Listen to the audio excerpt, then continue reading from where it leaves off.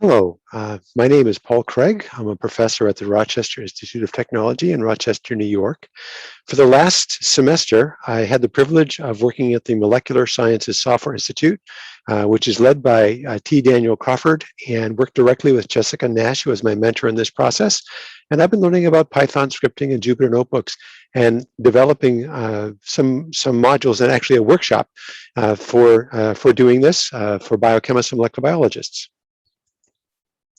And so you've already seen some Python scripting in Jupyter Notebooks with Wally Novak earlier this week.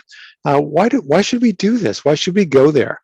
Well, the computational power exceeds what we can do in Excel. It's flexible and customizable. You have to learn a lot to do that, but you can do a lot more with Jupyter Notebooks than you can do in Excel and canned programs like that. There were remarkable resources out there. People are developing tools and writing code for Jupyter Notebooks in Python all the time, and you may be able to find exactly what you need without actually writing the code yourself. You just take somebody else's code. And this is an open source process. An open source community is creating these resources. So as long as you properly credit the people who created them, you can use them.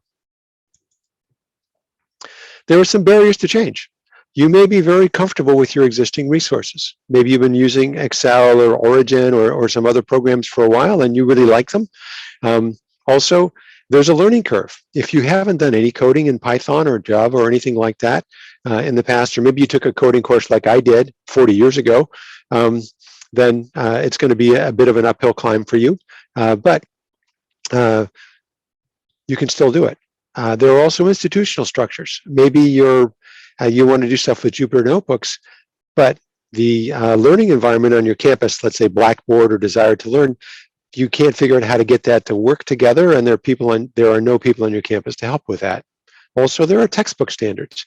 Maybe the textbook you're working with to teach your course includes its own online resources.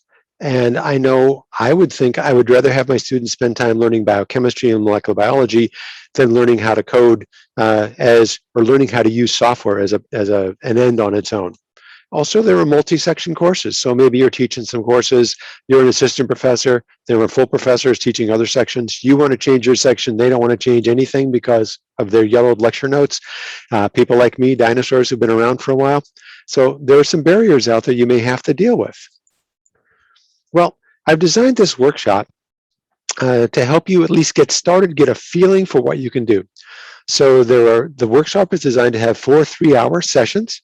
It's live coding, which means you won't just be copying and pasting code. You'll actually be writing the code yourself, making your own mistakes, and learning from your own mistakes. The workshop starts with the assumption that you don't know anything about Python or about Jupyter Notebooks. There's a focus on practice, not on theory. So if you want to know the theory, and I usually do, you can dig under there. You can find YouTube videos about it, things like that. You can use the textbooks. But we're going to show you how to practice. And the workshops include exercises as we go along, and also some homework to work on between sessions. And there are 8 modules in the workshop. There's an introduction just to get you used to Python coding, learning about using files, file parsing, working with multiple files and writing files, working with pandas and data frames. And I think Wally did a little bit of that on Monday, but we go into a lot more detail. And there's a module on linear regression looking at protein assays. I'm sure you've all done those. Also, there's a section on creating plots in Jupyter Notebooks. And finally, 2 modules about nonlinear regression, where we look at fitting some Michaelis-Menten data to a curve. And here are the details for the workshop. I've also posted a note in the discussion rooms for this conference. So it's going to meet on July 7, 9, 12, and 14. So that's a Wednesday, Friday, Monday, Wednesday from 2 to 5 p.m. And that's designed so that people on the East Coast and the West Coast and the United States or any place reasonably close can do that. Now, if you're in Asia, this is going to be a challenge because that might be 2 to 5 in the morning for you. And so please reach out to me and we can work something out. Maybe another workshop at some point in the future when your classes aren't in session. Maybe you get a bunch of folks from your campus.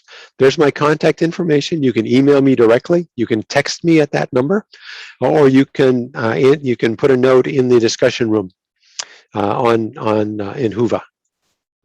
And just a listing of some resources. This is a link actually to the GitHub repository for the workshop that I've been working on. I'm working on developing a Jupyter book for the workshop, and that'll be available hopefully by the Wednesday when the workshop starts. And also that's just a link to the Molecular Sciences Software Institute. And now I'm going to close down PowerPoint, and I'm going to switch over to taking a look at some of the resources, just to show you the notebooks and some of the things that we do. So this is the linear regression one, and I just wanted to point out that each of these modules starts with questions. How can I complete linear regression with statistics in Python? With specific objectives, learning objectives, so using a pandas data frame for data analysis and performing linear regression on the data and obtaining best fit statistics. And the key points are about using pandas, about using SciPy functions, and about using those results from the linear regression to do some calculations. Once we've done that linear regression, we've got some data that we can plot. And so one of the things I like to do is in each of the modules, I talk about the libraries we're using. Libraries are collections of functions that have already been developed that you can use. So OS is an operating system library that enables us to use file management in Mac, Windows, or Linux. NumPy is about calculations. Pandas is about data management. SciPy is about calculations and statistics. Matplotlib, .plyplot is for plotting data, and Seaborn is another plotting program that we use. I just wanted to show the data that we got. So when we do the analysis here, we've got a plot of the absorbance versus the protein. And this is just a best fit linear regression curve. The equation that's shown here in the curve actually has the statistics that are taken from SciPy. So I didn't type those numbers in. I used SciPy to do the calculations and put them in there. And so I have this plot.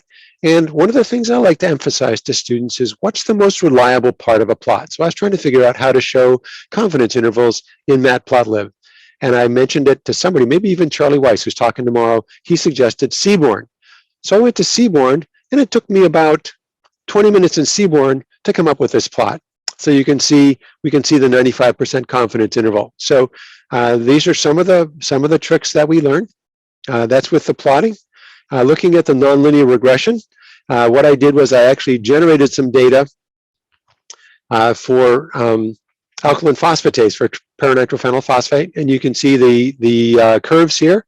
So these are the activity assays that you would run, and you can take the slopes, and so that was done with SciPy. Those numbers were put into a data frame, and then once I had that data, I could then use Matplotlib to plot it. And so you can see here's a nice rectangular hyperbola of the data.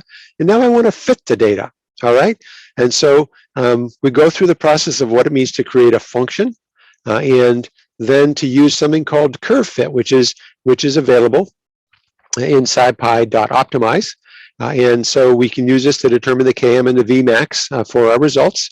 And once we do that, we extract those data and we can fit the data to a curve here. And so you can see the data values as the dots, and the curve is as this kind of this jointed line. And you can see it's a little bit disjointed. Well, if I'm in Excel and I want to smooth that curve, I've got to go through some real tricks to do that. If I want to do that in Jupyter Notebook, I just create a second curve, and on this curve, I use the parameters that I obtained from CurveFit, and I created a line with 100 points on it, or 1,000 points, and so you see this lovely smooth curve. So those are just some of the things that I've been able to do that you'll learn about in this workshop. And once again, if you're interested in the workshop, please contact me directly with the information I provided. Thank you.